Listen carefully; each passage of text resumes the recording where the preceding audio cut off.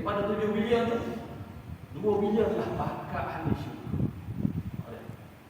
Bakat ahli syurga 2 bilion. 5 bilion tu lagi bakat ahli neraka. Kenapa? Tidak reda dengan Islam sebagai. Jadi kita bersyukurlah. Tak daripada 7 bilion tu kita ni dipilih oleh Allah Subhanahu Wa Taala untuk menerima hidayah. Satu rahmat yang cukup besar. Tak kalau masuk neraka lah tak terima hidayah tempat dia neraka. Duduk neraka selama-lamanya. Ada jadi kayu api neraka pula. Duduk dalam itu. Khabar tu kita ni. Khabar tu kapan tu? Pungnya saya tak malaikat. Tak tu dulu. Bismillah. Yang mana neraka ni makan dia apa dia? Neraka ni makan dia inna syajarataz zaqqum. Ta'amul athim. Neraka ni penduduk neraka makan dia buah zaitun. Buah duri-duri. Kita makan nasi lekat pun sakit dah segera dah. Yang telan buah zaitun. Panas suhada duri pula. Telan buah habis. Masuk dah tu cari habis juga. Itulah dahsyatnya neraka yang disediakan oleh Allah kepada mereka yang tidak beriman dan kepada mereka yang melakukan maksiat kepada Allah dan tidak bertaubat. Mudah-mudahan kita taklah tak kita jauh daripada azab neraka. Sebab makan dia pun dahsyat dah. Oh satu buah duri. Telan tu habis. Hancur kami juga tu. Jadi kita bersyukurlah dapat hidayah daripada Allah Subhanahu Wa Taala. Sebut hidayah ni kita pun ngaji kitab hidayah tu sekian. Ada kita nak mencari petunjuk. Ada hidayah, nak cari hidayah. Hidayah ni milik siapa? Milik Allah Subhanahu Wa Taala. Tak masuk benar dengan Isra Mi'raj ni. Sepatutnya malam ni kalau macam Isra Mi'raj kita lupa. Ada hari ni 27. Ada malam ni lupa pada hari ni 27. Dah esok cuti kan boleh. Sempurna Isra Mi'raj. Kita apa dia kita ambil dia berlah daripada Isra Mi'raj. Tak sekadar Isra Mi'raj ucap tak salam Isra Mi'raj. Boleh. Gapo kita ambil pengajaran setiap kali sambung Isra Mi'raj. Kita baca dah sirah-sirah Nabi. Apa hikmah dah berlakunya Isra Mi'raj ni? Dah rentetan peristiwa berlaku Isra Mi'raj ni. Dah sebelum berlaku Isra Mi'raj tu apa yang berlaku? Sebelum berlakunya Isra Mi'raj ni, Nabi telah diuji dengan berbagai ujian. Diuji dengan bermacam-macam ujian. Sejak Nabi dilantik menjadi Rasul, diuji dengan berbagai ujian. Bukan sejak dari Rasul, sejak kecil lagi Nabi diuji. Sejak dari dulu lagi diuji dengan kematian. Ayuh. Umurnya tahu, mau dia pula mati. Jaga untuk dia 2 tahun. Ada. Orang Melaka tahu tu dia pula mati. Dijaga oleh pak saudara dia, Abu Talib. Duduk sekali. Jadi, pak saudara jadi macam pok lah. Sampailah berkahwin yang umur 25. Barulah duduk asing dengan pak saudara dia Abu Talib. Umur 40 dilantik menjadi Rasul. Mula menjalankan dakwah mengajak manusia kepada Islam. Umur 25 ada berkahwin, dilantik menjadi Nabi. Kemudian 40 dilantik menjadi Rasul. Start menjalankan dakwah secara terang-terang, ajak manusia beriman kepada Allah, menerima pelbagai ujian dan tentangan. Dalam mengajak manusia mentauhidkan Allah, beriman kepada Allah, menerima pelbagai ujian. Diseksa, ngelahnya dipulau. Hampir 3 tahun dipulau oleh penduduk Mekah. Yang tidak mahu beriman. Buat musyrik Mekah ketuk besar sebab tu disurat. Waktu disurat, tepek di dinding Kaabah. Dilarang penduduk Mekah untuk melakukan sebarang urus niaga dengan Nabi Muhammad dan pengikutnya. Tak uwi jual beli, tak boleh guna sekat, nak menikah kahwin, sebarang amalan disekat. 3 tahun. Nak makan sama tak nak ada. Makan yang cukup kayu. Kulit-kulit binatang yang di bawah ni tu. Berbuh balik nak makan. Buat susah yang makan. Kau tahu di pulau boleh musyrikin Mekah. Sehingga Allah Ta'ala hantar kepada dia itu anak-anak. Tak gimana sugat dia tempel di Kaabah tu. Sugat larangnya melakukan kurus niaga dengan orang Islam, umat Muhammad, pengikut Muhammad. Anak-anak dia makan sugat. Baulah penduduk Mekah boleh melakukan kurus niaga. Tak berani. Siapa melakukan sebarang niaga akan diseksa. Apa tahu tu uji-uji. 3 tahun 5 bulan. Ada. Kemudian diuji dengan kematian bapa saudara. Ada. Lepas diuji berapa? Diuji pula dengan kematian bapa saudara dia. Kalau sebelum ni, pak saudara dia yang banyak mempertahankan dia, membela dia daripada diseksa oleh ataupun dibunuh oleh musyrikin Mekah. Pak saudara dia meninggal, hak dia saya. Hak jaga jak kecil. Amal nak tahu kecil kan. Yang dianggap sebagai bapa. Dah mak tak ada dah. Tu mati tu. Pak saudara ni lah hak jaga dia, Abu Talib. Tiba-tiba mati. Sebab apa Nabi sangat sedih dengan kematian Abu Talib ni? Sebab di saat sehingga ke saat dia mati pun Nabi suruh sebut 2 kalimah ni. Abu Talib tersebut. Kalimah mana? Asyhadu an la ilaha illallah wa asyhadu anna Muhammadar Rasulullah. Kenapa? Bila tak sebut kalimah ni maka mereka itu adalah ahli neraka. Pak saudara hak dia saya hak tu bela dia, hak dia jaga dia yang kecil.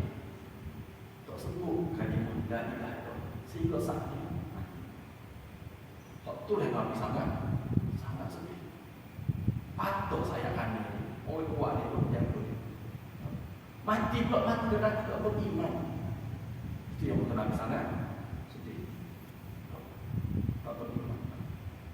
Masih patut dah pasal kepala pun tak mempertahankan dia. Mati sehingga digo oleh Allah Subhanahu Wa Taala. Allah digo Muhammad. Innaka la tahdi man ahbabta. Muhammad, mu tak boleh memberi hidayah. Walaupun mu kasih setara mana kau ya. Mu tak boleh hidayah. Walakin Allah yahdi man yasha. Hanya Allah lah yang boleh beri hidayah kepada yang dia nak. Kita ni alhamdulillah. Ini terima hidayah. Kalau tak terima hidayah kita tak bersih di mana? Itu satu rahmat yang cukup besar. Satu nikmat yang cukup besar Allah anugerahkan kepada kita. Satu rahmat cukup besar kita boleh sebutkan la ilaha illallah Muhammadur Rasulullah. Sebab kita akan masuk juga. Kalau kita istiqamah di atas kalimah la ilaha illallah Muhammadur Rasulullah. Satu rahmat yang cukup besar. Jagalah. Bacalah kalimah la ilaha illallah ni dengan amal ibadah, dengan ilmu. Supaya dia terus subuh. Supaya kita mati pun mati dalam kalimah la ilaha illallah Muhammadur Rasul. Sebab Nabi kata man qala la ilaha illallah dakhala al-jannah. Siapa yang boleh sebut kalimah la ilaha illallah Muhammadur Rasulullah ni dah masuk syurga. Kalau Nabi lagi saja boleh sebutkan la ilaha illallah. Itu yang Nabi sangat sedih. Lepas tak saudara mati, bining pula hak dia saya mati pula Khadijah binti Khuwailid. Bertubi-tubi tak Nabi ditipu dengan ujian. Tolong dakwah Nabi ditentang, dengan pelbagai tentang kok mesti dia makan ni. Apa geraknya haikal. Haikal pula di kalangan hamba-hamba, orang miskin, orang susah. Bukan dari kalangan sama besar. Itulah ujian yang menimpa. pula bos daun mati. Lepas tu isteri pula hak dia sayang mati. Isteri hak dia sayang mati. Allah Akbar. Kalau kita kat kubur itulah ujian yang menimpa Nabi Muhammad sallallahu alaihi wasallam. Berat ujian. Sebab itulah Nabi Muhammad ini tergolong dalam golongan Nabi-Nabi ulul azmi. Nabi yang paling banyak menerima ujian. Termasuk Nabi Muhammad. Itu lima ujian. Lalu untuk menghiburkan Nabi, tak sedih ni, tak pasal ujian. Lalu Allah Ta'ala jemput Nabi berjumpa dengan dia. Itu peristiwa Islam. Sebab nak pujuk Nabi, nak hiburkan hati yang sedih. Sebab itulah tahun itu dinamakan Amul Huzni, tahun kesedihan. Dia tengok macam-macam ujian. Dia kata orang nampak, orang kata orang saya mati habis. Kalau Allah anugerahkan ada mukjizat kedua terbesar umat Islam selepas Al-Quran. Ada mukjizat. Jadi peristiwa Isra Mi'raj bukan satu mukjizat. Ada mukjizat ni dia ada dua. Mukjizat hissi, mukjizat maknawi. Mukjizat hissi ni mukjizat apa boleh tengok dengan mata. Tak macam keluar air daripada celah jari. Tak Nabi nampak melihat. Walaupun tengok ke depan dapat lihat. Nampak nampak. Kau dia sahabat buat di belakang. Itu antara mukjizat yang telah beri kepada Nabi. Banyaklah kalau kita mukjizat. Ada 1000 mukjizat. Ada mukjizat hissi ni perkara yang luar biasa. Ada dapat melihat dengan panca indera. Jadi Al-Quran dan peristiwa Isra Mi'raj disebut sebagai mukjizat maknawi. Tak dapat dilihat dengan panca indera, tapi perlu dikaji. Al-Quran perlu dikaji. Tengok apa dia yang ada dalam Al-Quran untuk kita fahami rahsia-rahsia yang ada dalam Al-Quran. Begitu juga peristiwa Isra Mi'raj, kita kaji apa yang ada di sebalik peristiwa Isra. Antaranya nak hibur Nabi. Nabi terlalu sedih dengan ujian-ujian yang menimpa kita. Nak royak Nabi ni manusia seperti kita juga. Tak, bukannya orang yang kebal dan sebagainya. Kalau belajar ilmu kebal, Nabi adalah pegang apa je tak? Tak, Nabi tak belajar ilmu kebal, ada ilmu kebal. Ada. Nabi ni manusia macam kita juga, ada perasaan. Ada. Jadi anugerah Isra Mi'raj ni untuk menghiburkan hati Nabi.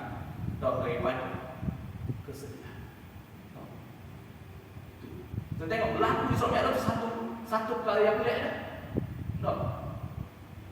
Masa tu pelik, masa ni tak asal pelik. Tak. Sebab perjalanan daripada Mekah ke Palestin tu ke Masjid Al-Aqsa tu, kalau masa tu tak boleh berlaku dalam satu malam. Kalau kita hari ni tak boleh lah pada jet. Tak. Kalau kita ni ada sumpoi, tak naik kau bedok tu di Kuantan 45 minit je. Tak. Masa tu tak ada kuda, ada unta. Hak tu hak melaju tu. Ingat sampai ngaji tu penuh naik bah nak pergi umrah daripada Jordan nak pergi ke Mekah.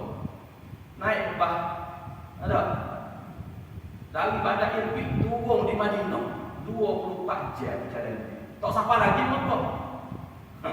Dari Irbil nak pergi ke Mekah, singgah di Madinah dulu. 24 jam tu naik bah. So 2 sopak dia bagian pada pasal jalan straight song. So 2 sopak naik bah. Tok, jalan straight pada pasir. Tak ada bagi tu pada naik itu tok straight. Tok. 24 jam naik bah. Masa tu naiknya orang. Suka naik bang orang. Apa suka? Ada. Masuk berhenti Arad dia turun. Dia tak salah apa. Dia bas tak naik bang tu. Oh dia salah apa. Kita ni nimpan. Bahaya pun dia salah apa. Itulah orang orang. Bukan yang tahu tino. Aduh. Tik main dengan orang orang. Ada. Walaupun tu dia dalam rokok kita jaga. Oh, bisa apa lepas. Kita ni lebih banyak apa. Itulah. 24 jam.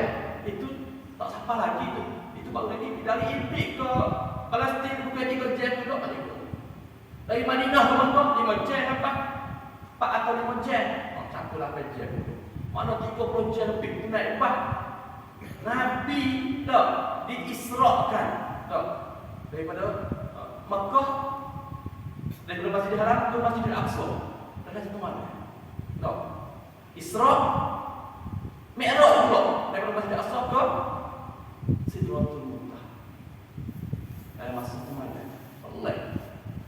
Itu sebuah mukjizat, perkara yang luar biasa. Itu sebuah mukjizat.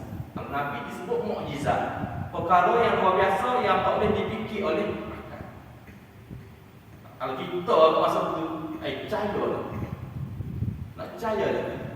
Balik cerita semalam dia telah diisrakan dan dimi'rajkan oleh Allah. Gila orang ni. Tak. Kalau kita lah agak-agak masa tu.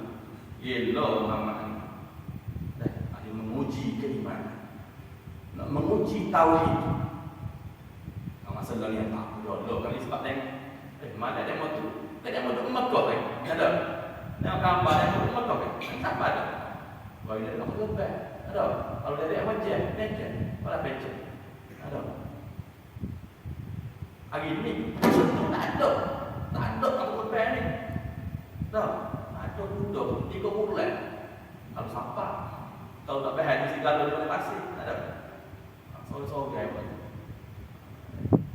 Itu satu perkara yang luar biasa disebut sebagai mukjizat. Akan berfikir dia menguji keimanan. Kalau kaji-kaji banyaklah dan ibrah yang kita boleh daripada peristiwa Isra Mi'raj. Nah, sebab disebut pula subhanallazi asra bi 'abdi.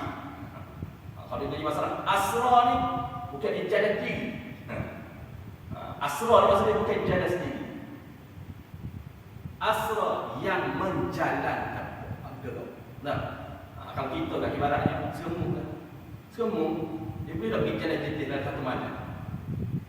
Kalau memiliki logik akal. Semua daripada kau banyak pergi jetis. Tak, tetangga semua. Lepas pergi jetis, balik pula ada semalam. Tak, ada siapa semalam. Tak. Habis saya kat siapa pada bola tu, dia semalam main. Tak. Tapi kalau di orang buat jalan, so mungkin kita tak ada kata pun waktu kita tak setelah dia apa balik begitulah tak asra bi 'abdihi. Kalau cerita lagu mana Nabi Muhammad ni diisrakan, bukan Muhammad jadi dengan itu. Allah yang menjalankan amru. Jadi masa tu mana ada beriman pada Allah kau tak percaya. Tak, dia tengok ada duduk untuk dia. Tak. Apa dia kata? Gila Muhammad ni. Cerita malah lagi Masjid Al-Aqsa yang sampai sini tu. Gila Muhammad. Tak, silap-silap kita masa kalau kita ada masa tu pun kita pun kata begitu juga tapi muncul kita tak ada masa tu. Kita tu sambil. Muncul tak ada masa tu. Tak. Jadi di segi logik kan akan tak boleh terima peristiwa Isra Mi'raj kerana dia merupakan mukjizat makanan. Hanya akal yang menerima hidayah dapat terima yang ada. Sebab tu wakaf pasti bila dengar gede, oh Muhammad ni sini. Apa kita tanya? Mau dengar mana? Ada. Lalu ada. Yang kata aku dengar daripada Muhammad sendiri. Kalau Muhammad kata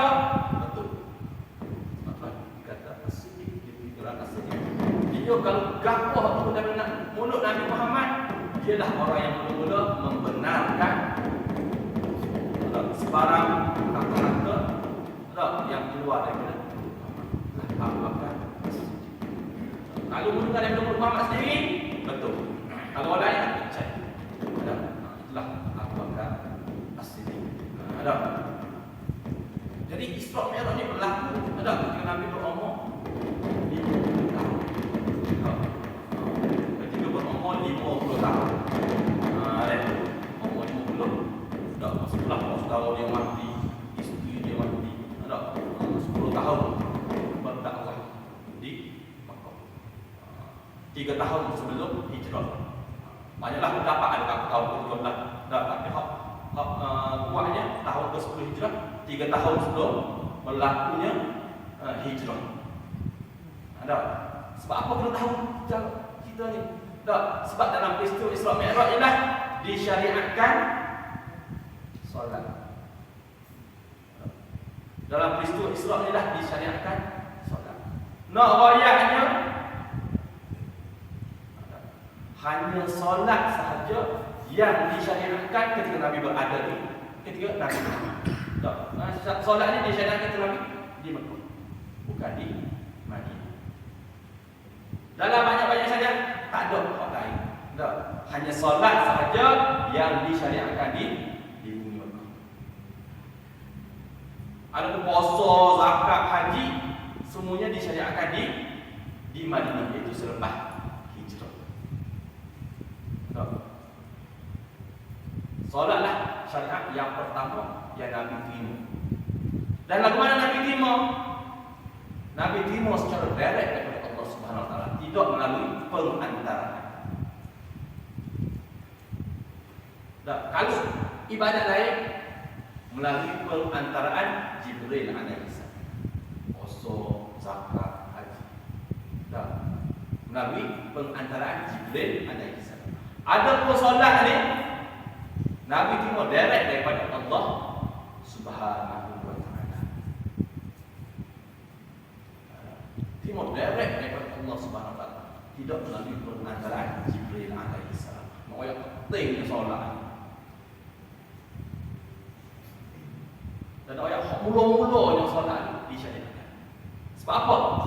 Solatlah mula-mula dihisapkan. Kalau kita banyak setelah tahun mana pula pergi Mekah nak awi.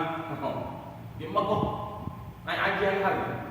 Naik, makan, turun. Hari-hari naik haji dah. Semaya tahun mana? Ada. Tahu tak? Tak. Pak lebih lah sedekah juta. Sia-sia lah. Kalau tak jaga solat. Sebab solat, sebab apa tu? Solat mula-mula disyariatkan. Oh yes. Pentingnya solat. Sebab apa? Direct pentingnya solat. Sebelum Nabi terima solat ni, tak. Ayat langit dalam Mi'raj tu bertemu dengan para nabi-nabi. Tak. Sebelum bertemu Allah Taala tu. Ada. Naik selapik jumpa Nabi ni, jumpa belakang Nabi dah. Apa hikmah jumpa Nabi tu? Ada. Nabi naik dengan sedih. Ada. Tahu mak dia tak terima nak buat dia. Ada. Jumpa nak. Tak sedih lah maaf. Jumpa Nabi ni, tak sedih lah nak tak terima nak buat aku sebenarnya 20 tahun tak buat. Tak. 80 orang aja kau terima. Sebenarnya 50 tahun, 80 orang hari itu. Ibaratnya 100 tahun sahaja. Faham tak bini aku pun lagi tak terima dah wahyu kata Nabi ni. Tak. Kita sedih jumpa. Kita rasa kita berat dah. Tak. Bila jumpa Nabi. Tak. Tujuan Allah Taala temukan dia Nabi. Cuma motivasi. Oh yang pentingnya motivasi. Tak. Dalam kerja dakwah ni, tak. Pentingnya motivasi. Tak. Ada semangat. Tak. Biar orang ni semangat kita. Semua untuk buat kebaikan, buat ibadah. Nak ada motivasi. Nak motivasi pergi masjid. Tak. Dengan kuliah dengan tazkirah. Tak. Kita mahu semaya dah. Orang semaya bagus semaya. Tapi beza. Orang semaya tak. Tanpa dengan motivasi, tanpa dengan tazkirah, dengan orang yang dengan tazkirah. Jadi beza. Di samping dia tambah ilmu, dia boleh lebih semangat. Kalau nak cerita Pak Azam, takut nak buat dosa. Cerita Pak Naik Masuk pun boleh. Itu pentingnya motivasi. Pentingnya tazkirah. Ada. Jadi kena dengarlah tazkirah. Banyak 20,000 kita ni banyak bukan. Ada. Banyak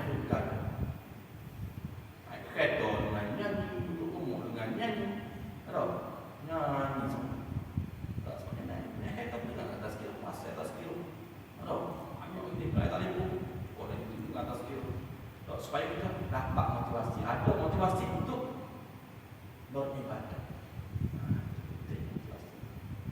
Nabi pun buat motivasi. Itu pun ada dapat motivasi maka.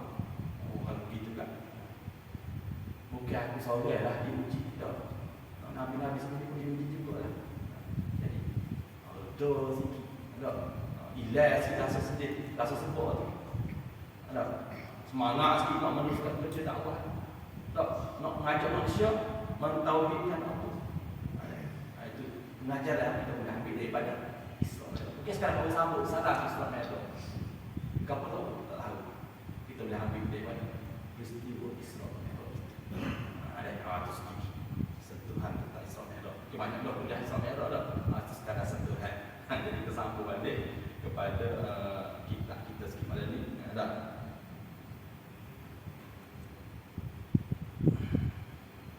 Qala al-musannif rahimahullah qiyamuhu bi nafsi.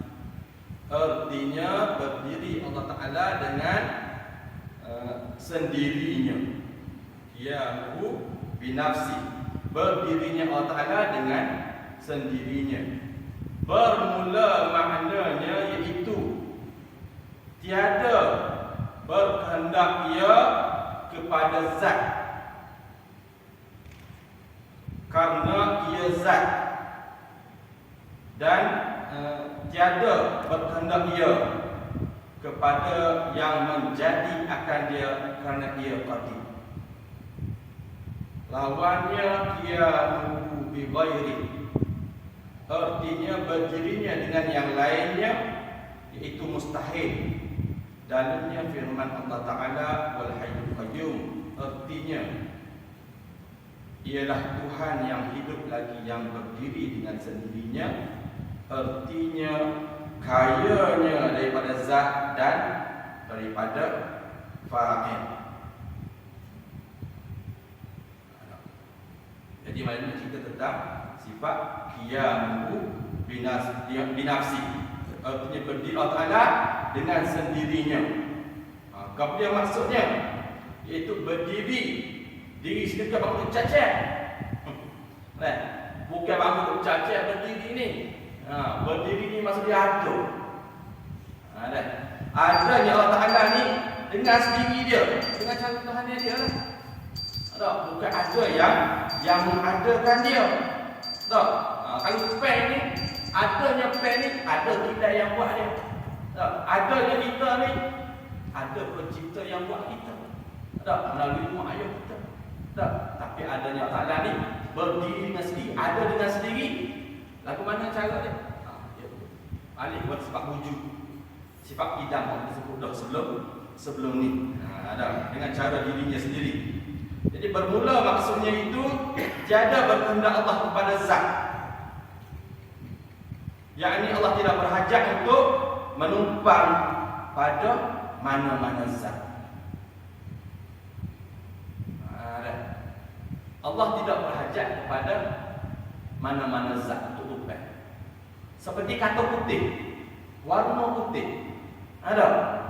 Acu wangi putih sini. Ada. Buat wangi putih sini. Nak wangi warna putih tu. Ada. Ataupun wangi hitam sini. Wangi hitam. Hitam tu ni. Bukan hitam ni. Ni rimau. Dah mana hitam? Ada. Hitam ni dia tumpang pada zat rimau ni. Ada. Begitu juga putih. Tak. Wangi ketah putih. Mana putih? Kalau putih itu ketah. Dah mana putih? Mana putih? Putih itu sifat yang menumpang pada zat ketah tersebut. Ada pun Allah Ta'ala ni, dia bukan macam putih. Ada? Dia tidak berhajat kepada zat untuk dia tumpang. Boleh faham? Boleh faham tak? Jadi, kalau putih itu dia berhajat kepada zat untuk dia tumpang. Adapun Allah Ta'ala ni dia tidak berhajat kepada zat. Dia tidak berhajat kepada zat untuk dia tumpang. Itu maknanya dia kata Tak, maknanya itu tiada berkehendak ia kepada zat. Kerana ia zat. Allah tu dia zat, dia bukan sifat. Dia adalah zat. Tak. Jadi dia tak perlu, tidak berhajat pada zat lain untuk dia tupai. Tak. Sebab dia adalah zat, dia bukan dia sifat. Allah itu zat, bukan sifat. Kalau macam putih tu, dia sifat. Jadi dia berhajat kepada sesuatu untuk dia tupai. Supaya dia itai, dia berhajat kepada zat itu. Kalau nak ambil itai tadi, nak pisah, atau boleh pisah. Kita tak boleh pisah antara putih dengan kertas. Tak nak pisah. Supaya juga mani. Ada mani. Acuh ang mani, hal mani. Ada. Tak boleh. Tak nak bawa mani. Sebab mani tu sifat dia tupai pada bulu, pada zat. Begitu juga masing. Masing. Nak ambil masing, nak bawa masing. Boleh bawa tak? Tak boleh. Dah. Kalau kita boleh bawa kaget. Dah masing ada tak? Ada. Masing tu dia tupai pada zat kaget.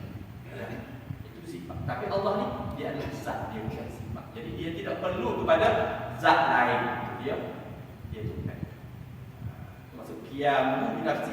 Dia ada pada sendiri dan dia tidak berhajat kepada zat lain untuk dia tupai.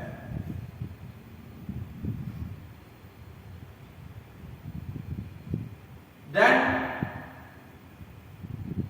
tiada berkehendak ia kepada yang menjadi akan dia. Tak. Dia tidak perlu kepada sesuatu yang menjadikan dia. Kerana dia qadim. Tak, dia bersifat kidal lah. Kidal ni dia tak ada yang menjadikan dia. Kalau ada yang menjadikan dia, maka itu bukan Allah. Itu bukan Tuhan. Itu adalah makhluk. Sebab Allah ini dia tidak berhajat kepada yang menjadikan dia kerana ia qadim. Itu masuk situ. Kalau faham boleh. Kalau baca soal tak faham tu. Tak. Perlu pada penerangan. Tak. Lawannya qiyamuhu bi ghairi. Artinya berdirinya dengan yang lain. Mari kita tupai benda lain. Tak. Allah mana? Dia tupai ke makhluk lain. Itu tak berlaku. Itu mustahil. Tak. Berdirinya dengan yang lain itu mustahil. Tak berlaku lah. Allah ni tak tupai benda lain. Dia berdiri dengan zat dia sendiri.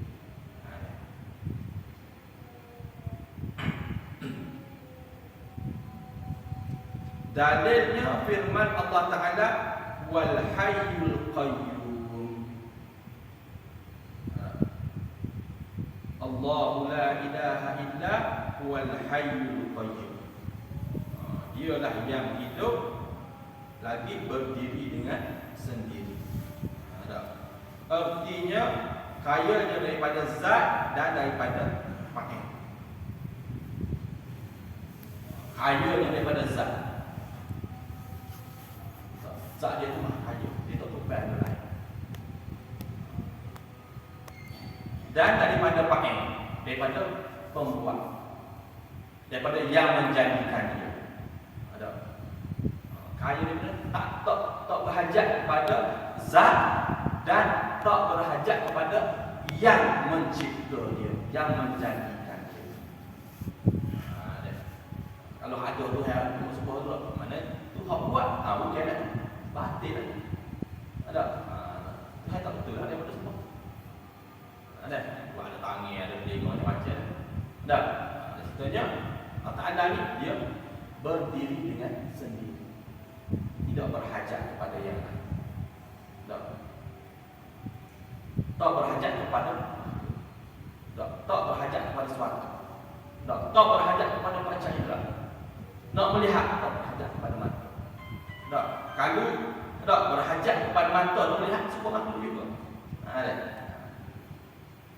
Lagu mana dia melihat? Allah. Kita nak fikir. Tapi dia akan melihat kita. Apa sifat dia? Ada. Ini baru sifat kelima. Ada. Bukan kena ingat tu tak tak. Nabi dah 1 2 3 4 5 ni maksud kita ingat dia ada berapa. Bukan sifat pertama gini sifat kedua. Ada. Satu sekadar bilangin. Tak. Wujud kita berapa ni tak. Pertama wujud kedua kita berapa. Itu hanya bilangnya. Bukan orang sifat pertama ada sifat kedua. Kita faham mana juga situ tu. Takut salah faham. Oh, sifat mula-mula ni ada. Itu sekadar nak bilang. Nombor 1, nombor 2 ada. Itu bilangnya. Yang pertama, yang kedua itu sekadar bilangan sahaja. Bukan. Sifat pertama gini, mesti gini. Tak boleh wujud tu nombor 20 pun tak ada masalah. Tak bilang Al-Quran ni susung ni langsung kita boleh ingat. Ada. Hal ni hal wajib kita tahu reti faham. Tak, sifat dia banyak lagi. Tak. Kalau Quran banyak lagi sifat dia. Hak 20 ni hak ulama tak. Tak kenal Tuhan. Ngajilah 20 sifat ni dulu. Ada. Faham 20 ni. Faham sendiri dah hal lain. Tak asah ni 20 tu sebab ada dalam Quran ada dalam hadis. Tak sebab ada. Tak kita ni ada tak juga. Yang orang faham yang salah. Dia kata sesat mengaji sebab 20. Sesat. Kat kapal kita ni ada orang ingat ada. Ada. Oh ya, yang ada dalam wallah dah. Jamaah dia dah mana ada. Ada wallah. Amal juga mengikut dia. Tak, dia kata mengaji sebab 20 sesat. Kita yang lupa. Ada. Dia kata dia tak faham sebab 20. Dia tadi kata sesat. Dia kata saya ni sesat mengaji sebab 20. Saya ni sesat. Tak. Dia kata Allah Taala melihat dengan mata. Kita tak kata lagu tu. Tak. Allah tak melihat dengan mata. Ada. Melihat cara dia. Melihat cara Tuhannya dia. Bukan melihat dengan mata. Tak. Dia tak mengaji sebab 20. Dia kata mengaji sebab 20 sesat. Itu bahaya. Sebab tu kena mengaji juga sebab 20. Lepas sebab akhir tadi macam-macam dia bukti. Tak. Kalau pun tak. Title tak juga. Tak. Bangsa Quran pun dia tu. Tak. Tak. Jadi kena ingat. Berhati-hati dengan orang itu. Tak. Orang faham ya. Tak. Yang tidak selari dengan fahaman Ahlus Sunnah wal Jamaah. Dia orang faham Ahlus Sunnah wal Jamaah. Jadi kena ingat. Jadi carilah ustaz yang diiktiraf apa ni. Ada pak kita oleh kajian. Ada ni kalau dia aku ditarik ada dia tak kenal dah. Tak, jadi kena ingat tahu yang ada. Jadi ada macam ni kita cerita. Qiyam nafsi faham. Tak. Allah ni dia bagi mesti ada dengan cara Tuhan dia bukan berhajat kepada orang atau bergantung dengan zat lain. Ada. Dia mari dengan diri dengan sifat ketuhanan dia. Jadi itu saja wallahu a'lam. Sebab kita tak ada mai hajat kepada kita. Istirahat zaman ini wallahu a'lam. A'udzubillahi minasyaitonir rajim. Bismillahirrahmanirrahim. Alhamdulillahirabbil alamin wassalatu wassalamu ala asyrofil anbiya'i wal mursalin wa ala alihi wa sahbihi ajma'in. Allahumma faqihna fid-din wa 'allimna at-ta'wil ila siratal mustaqim. Allahumma ij'alna min allazina yastami'una al-qawla fa yattabi'una ahsana. Rabbana atina fid dunya hasanah wa fil akhirati hasanah wa qina adzaban